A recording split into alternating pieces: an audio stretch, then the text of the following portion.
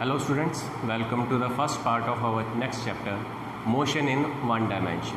In this chapter, we will study the basic aspects of the motion, the physical quantities related with it, and how to calculate all of these physical quantities like speed, velocity and acceleration. So let us start. So we are basically dealing with the branch of physics called mechanics, which is actually the branch which is dealing with the study of the motion of the objects and the forces responsible for the motion. This branch mechanics, it can further be subdivided into two sub branches. One is called as kinematics and another is called as the dynamics.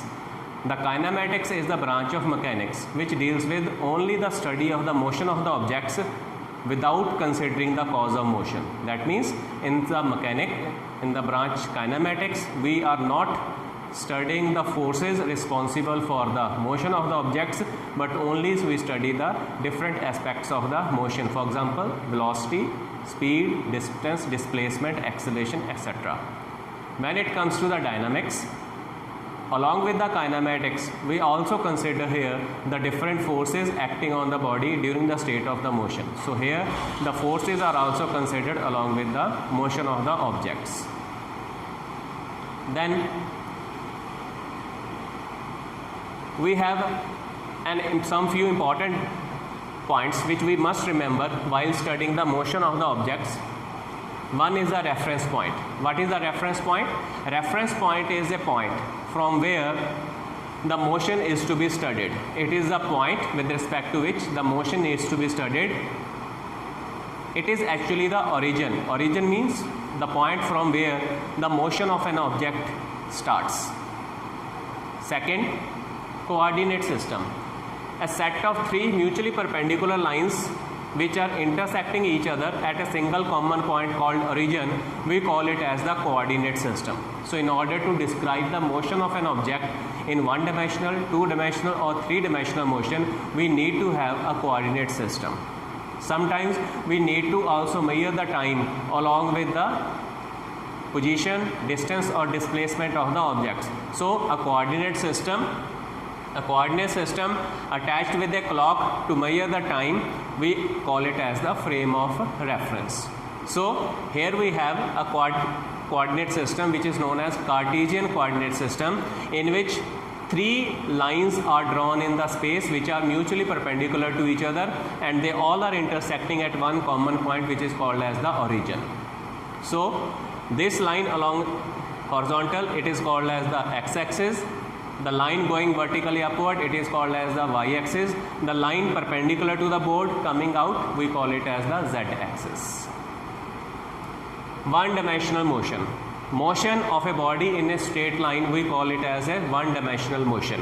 When an object moves in a straight line without any change in its direction, for example, a car moving on a long straight track without any change in its direction, we call this type of motion as one-dimensional motion. An important property here, that when we are studying one-dimensional motion, out of three axes, x-axis, y and z-axis, only one coordinate related to any one of the axes is going to change. Suppose if the body is moving purely along the x-axis in the horizontal direction, then its distance from the origin along the x-axis is going to change, but there will be no change in the distance of that body with respect to y-axis or with respect to z-axis. So there is only change in one coordinate. So when only one coordinate is sufficient in order to specify the location of an object during its motion, we call that type of motion as one-dimensional motion. Then we have a two-dimensional motion. Here two coordinates are required in order to locate the position of an object. We also call this motion as motion in a plane. For example, an ant moving on a horizontal table surface. When an ant moves on a horizontal table surface or on the surface of earth, with respect to its starting point, it is simultaneously moving in two different directions. For example, if an object is moving in a two-dimensional motion and it moves from point O to the point A, then in order to exactly locate the position of the point A, we need to have the knowledge of two coordinates one along the x-axis, one along the y-axis. In order to do that, we drop a perpendicular AM on the x-axis and perpendicular AN on the y-axis. Then we indicate the distance of point M from O along the x-axis as x and distance of point O to N along the y-axis as y. Then the coordinates of this point are x and y. So you can see that when a body moves from point O to A, it is simultaneously covering some distance along the x-axis, which is labeled by x, and also some distance along the y-axis. So two coordinates, when they are required to locate the position of an object, we call this type of motion as two-dimensional motion. So in the Cartesian coordinate system, we can have two-dimensional motion in three different planes. One is called xy plane, second is yz plane, and the third is zx plane. So when motion is taking place in xy plane, then coordinates changing will be x and y.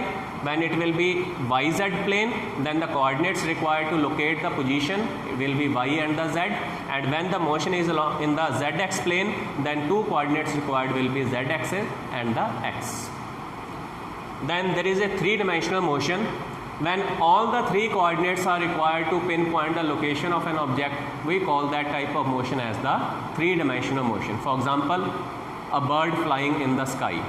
When a bird is flying in the sky, then with respect to origin, it is not only covering certain distance along the x-axis, along the z-axis, on the floor with respect to the ground, but it is also present at a certain height above the ground. So we have to attach the height factor along with the other two coordinates. So in this case, when three factors are required, we call this type of motion as the three-dimensional motion. Thank you.